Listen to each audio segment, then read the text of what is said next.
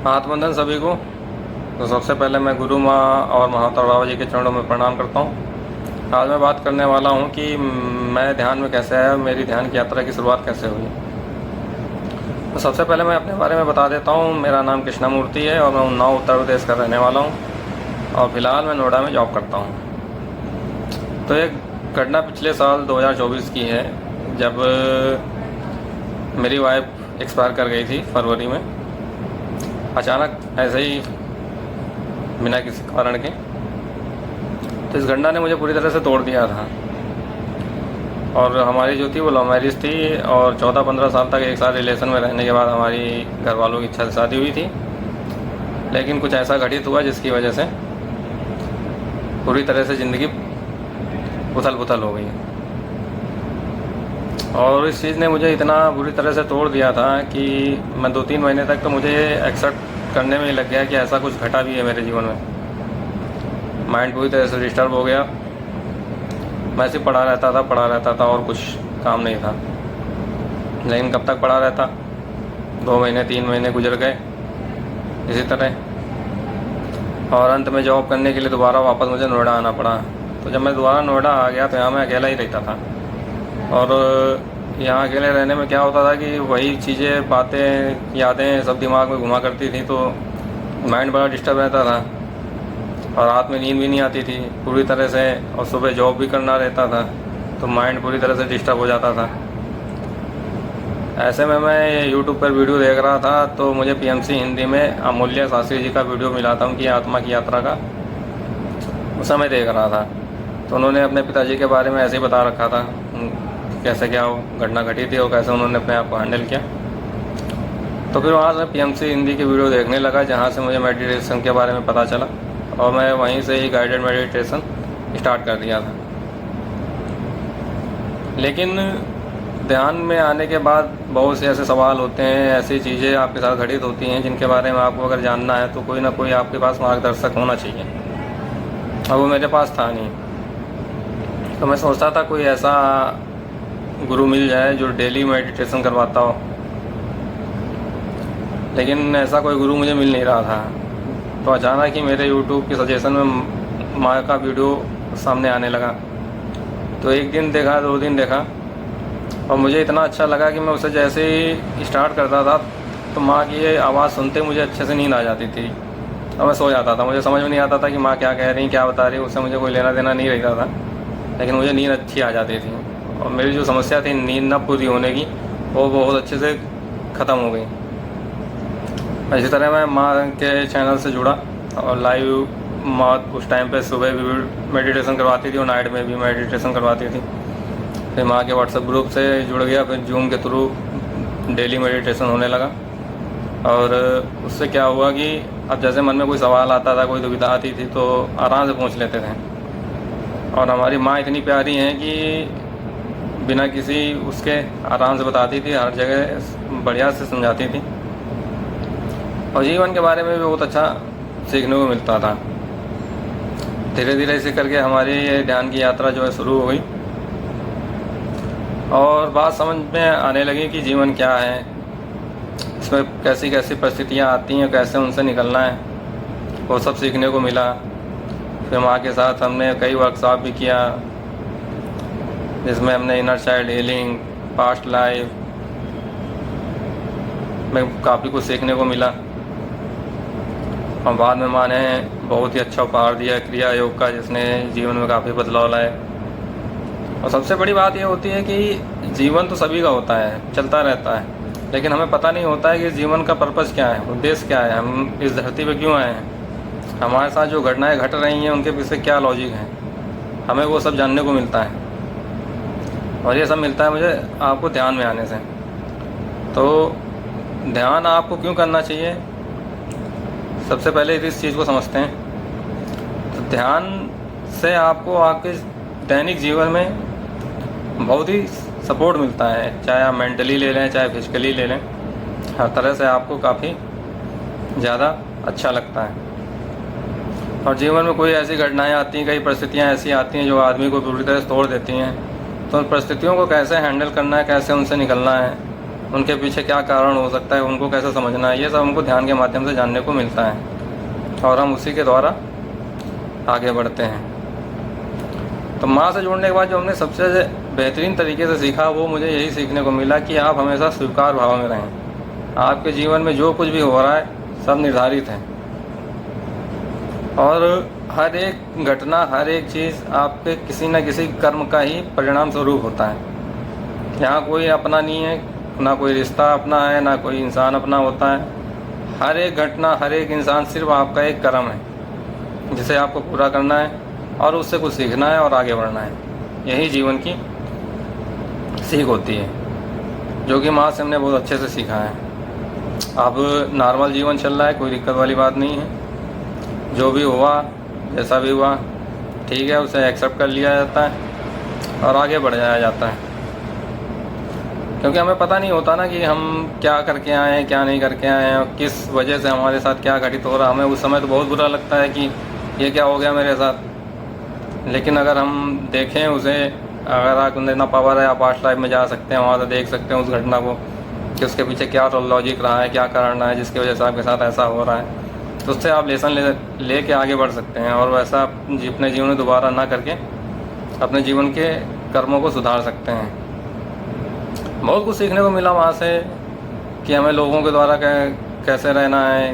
कोई कुछ बोल रहा है तो उससे बिना इफ़ेक्ट हुए किस तरह से अपने आप को शांत रखना है। क्योंकि क्या होता है, कई बार बहुत सारे लोग हमको ट्रिगर करते हैं, बहुत सी बातों पे ले गए जिससे हमारा मन टूट जाता है, उदास हो जाता है। तो वो सब हमारे कर्मा ही हैं, वो सब सीखने को मिलता है। माँ से मैंने कर्म का सिद्धांत बहुत अच्छे से सीखा। कर्म का सिद्धांत कैसे काम करता है, मैं इस विषय में आपको थोड़ा सा बता दूं। आपने भगवान राम की कहानी सुनी होगी कि उन्होंने राजा बाली को कैसे मारा था, पेड़ के पीछे छिपकर। और क्यों मारा था सभी को पता है, क्योंकि वो उसके सामने जो आता था उसकी शक्ति उसको आ जाती थी और सामने वाले की शक्ति आधी हो जाती थी और वो मर न पाता। अब उसको मारने के लिए भगवान राम को छिप के मारना पड़ा। हालांकि ये जनहित के लिए था, भलाई के लिए था। भगवान ने कोई ऐसा गलत कर्म नहीं किया था, लेकिन यही कर्म द्वापर युग में भगवान कृष्ण की शरीर छोड़ने का कारण बना। बहलिया ने तीर मारा, उनके अंगूठे में लगा और उनका शरीर छूटा। भीष्म पितामह ने एक सर्प को सिर्फ अपनी तीर से उठा के कांटों पे फेंक दिया, तो उसके कारण उनको तीरों की सैया पे 6 महीने तक रहना पड़ा। तो आप समझ सकते हैं इन दो एग्जाम्पल से कि भगवान हो चाहे इंसान हो, उसको कर्म तो अपने भोगना ही पड़ेगा। स्वयं भगवान भी आपको आपके कर्मों से नहीं बचा सकते हैं। इसलिए बड़ा सजग, बड़ा होशियार रहना पड़ेगा आपको। और ये सजगता और जागरूकता तभी आएगी आपके अंदर जब आप ध्यान से जुड़ेंगे, ध्यान और समझेंगे अपने जीवन को, अपने जीवन के हर एक कार्य को।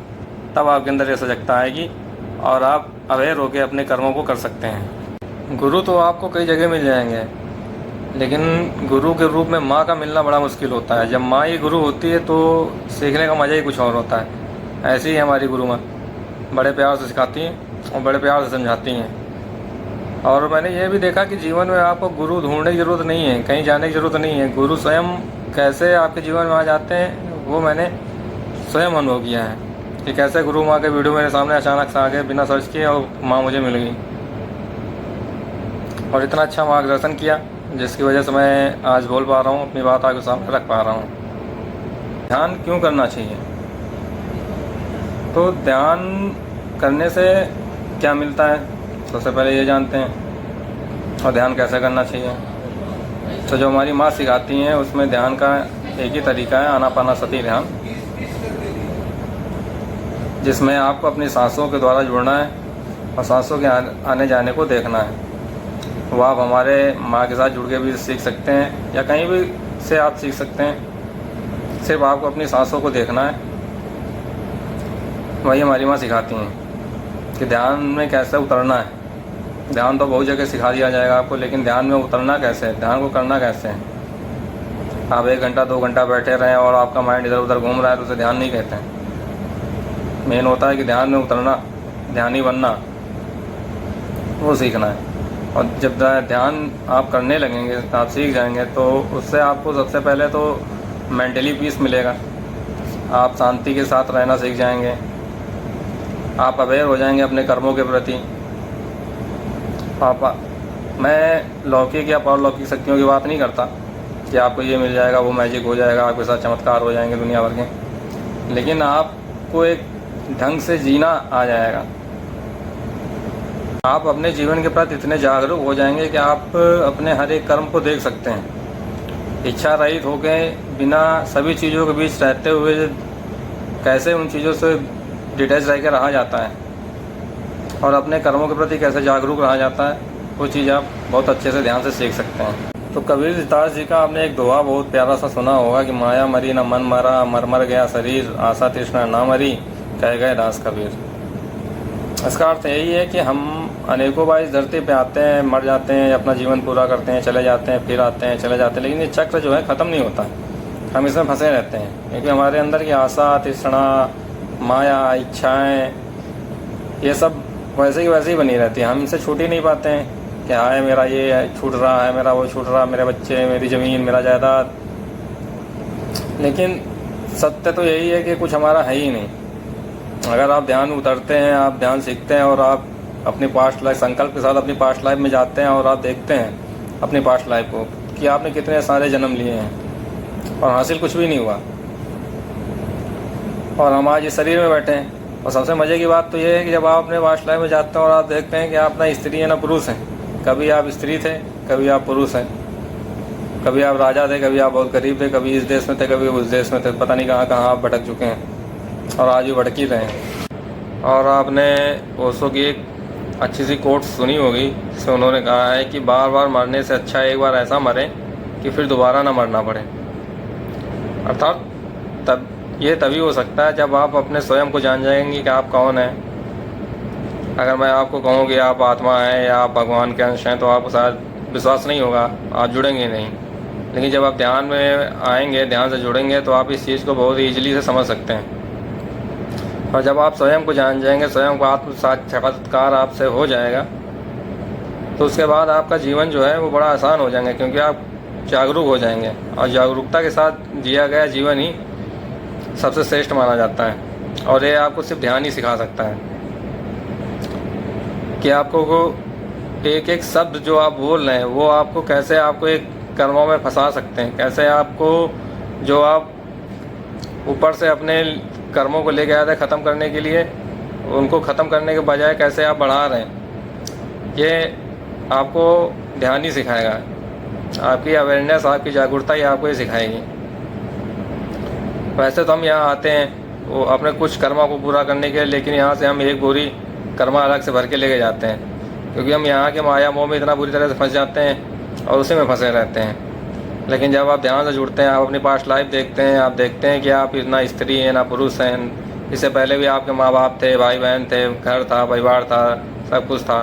सब कुछ आपने कई बार देखा है, कई बार जिया है और इस बार भी जी रहे हैं। तो आपके अंदर वो जागरूकता आ जाएगी कि नहीं, ये सब कुछ सिर्फ एक कर्मा है, बाकी कुछ नहीं है।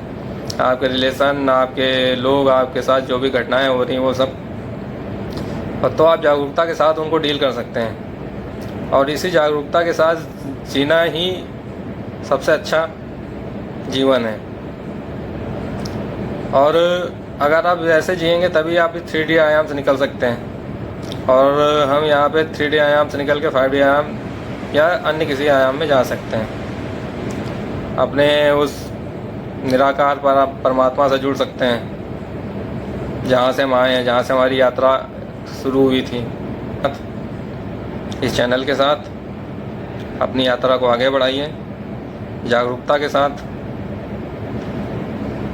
निकल चलिए इस 3D आयाम से अपने असली घर की ओर, जहाँ से हमने ये यात्रा शुरू की थी और अनंत काल से, अनंत जन्मों से भटक रहे हैं। दोबारा से हमें अपने घर जाना है। ये निश्चय आपको करना है कि आपको यहाँ माया मोह में फंसे रहना है, ऐसे ही नॉर्मल ज़िंदगी जीनी है, खाया पिया सोया, काट दी लाइफ, हो गया।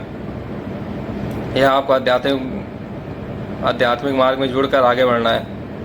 यह निर्णय आपको करना है कि आपको बार बार इसी धरती पे आना है कि नहीं आना है, या आपको अपने घर चलना है। यह निर्णय आपका है। इसी जगह से हम अपनी वाणी को विराम देते हैं।